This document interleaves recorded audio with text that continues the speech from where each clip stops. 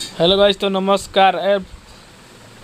A1 news जानकारी में आपका स्वागत है। फिर से मैं आप लोगों को वीडियो एक सामने लेकर आया हुआ हूँ।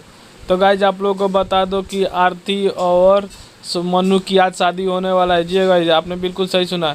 आप क्या बताएं आप लोगों की आरती और मनु का शादी का ये फ़ोटो जो वीडियो वायरल हो रहा है, बहुत काफ़ी वायरल हो रहा है। आज ही उनको शादी होने वाला है।